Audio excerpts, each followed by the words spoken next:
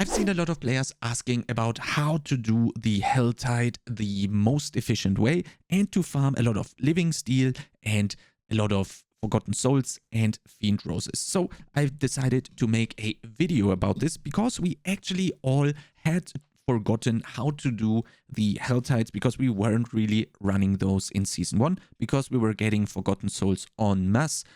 From just salvaging, which is not the case anymore. I personally think the drop rates of the Forgotten Souls are a little bit bugged because I really didn't get that many from salvaging. They should be 10% on ancestral salvages, and I don't really think that is the case. So there might actually be a fix coming. So how would you go about getting the most out of a Hell Tide? As you can see here, we are on helltides.com, which is going to be linked down in the description below, which is going to show you all of the important chests locations. This means we can see the mystery boxes right here, but way more importantly, we can see the living steel boxes. As you can see here, the living steel boxes are in pink or purple, whatever, and the others are in the normal color. This is very important because you can instantly spot where the positions, the locations are from these boxes. Although I do think that you should not be opening the mystery boxes at all. Maybe whenever you have done the full Hell Tide that I'm going to explain how to do perfectly in this video, maybe only after you have done all of this, it actually makes sense to open some other boxes, then basically go from living steel to mystery to whatever slot you can find, just to get rid of your cinders, because they obviously don't carry over until your next Hell Tide and have to be spent in the current Hell Tide. On top of that, you can also see the events, but these are actually bait. In the past, we really wanted to do all of the events that we came across. Therefore, helltides.com also showed the events here, but this has actually changed in Season 2. Because the events are not really giving us a lot of cinders, it is extremely important to ignore the events completely and just run around, as you can see on the screen right here, and just kill everything that you see while you are ignoring the events.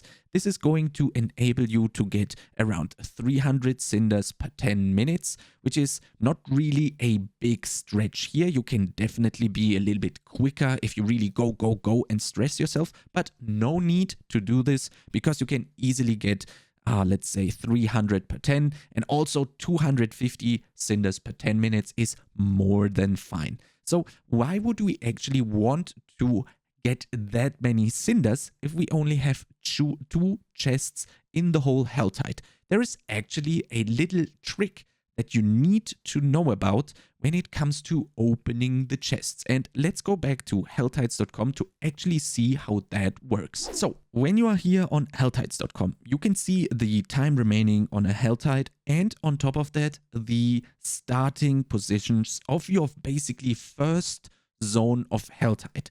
What do I mean by first zone or first section of Hell Tide? If the Hell Tide starts on 7:15, for example, or 7:30 or 7:45, it is going to reset on the hour. So in our example, let's stay with 7:30 here. On 8 o'clock, the Hell Tide is going to completely reset not only the positions of the box, but also it is going to refill them. This means that you can actually get double the amount of living steel or mystery boxes for your character if you are farming a lot of cinders, which again is not a big problem if you are following the no events strategy. I really hope that the events are going to be buffed again, so we actually run the events. For now, completely ignore them. So what does this mean for running a Hell Tide? If we are running a Hell Tide that started at X15, X30 or X45, we do have up until the full hour time to open up all the boxes that we want. In this particular cases, Hell Tide, we want to open the 2 living steel boxes right here.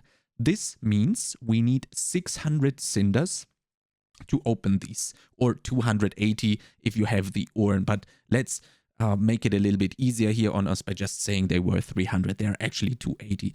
And this means that we have to farm as many cinders as we can to then have the reset happening at the full hour. And then we will get 2 or 3 or maybe just 1 new Helltide chest. More for the mystery boxes and also for the living steel. This Helltide right here that you see started on X45. This means that you had 15 minutes time to gather 600 cinders, which is not a very easy task to do. But if you want to play it optimally, then you would need to do this. It is going to be way easier if the Helltide starts on X30 or X15, because then you have way more time to collect that first batch of cinders that you need to open that first batch of chests. Then on the hour, they're going to change locations and refill. This means you can actually pre-farm the cinders for the second part of the Helltide by just giga blasting all of the mobs, ignoring the events. This means that sometimes, on average, usually you can open 4 living steel chests, or even more if you also want to include the mystery boxes.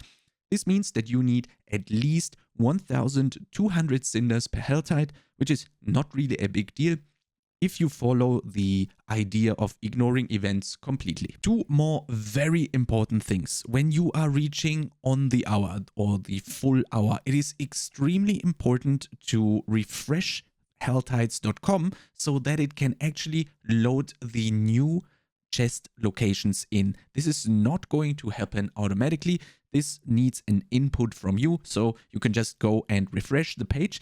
And on top of that, if for some reason you are at the chest's location and you don't see the chest, there is currently a bug that makes them invisible. This means ideally you would log out right next to it where it should be on helltides.com, log back in, and then if you are lucky, it is going to be there. Usually this takes around 1 to 2 relogs until you are able to see the living steel chest. That is obviously a bug that is going to be fixed in the future, but I had to include this in this guide because I had a lot of questions coming my way when it comes to the invisible chests. And obviously on hardcore, be very, very careful here, because if you spawn back in, you will not have a cheat death elixir up. And if there is some explodey boys and your loading screen is way too long, who knows what might happen. So definitely be careful here on hardcore. If you have any questions regarding to the Helltide mechanic or anything in general, I would be happy to answer that over on my live stream. So check out the links down in the description below. I started multi-streaming to Twitch and YouTube now, so I will have both of these platforms be streamed on. So you can also take a look here at the YouTube streams, but again, also over on Twitch. Again, links down in the description below. And if you like content similar to this, make sure to subscribe to this YouTube channel, and I'll see you next time.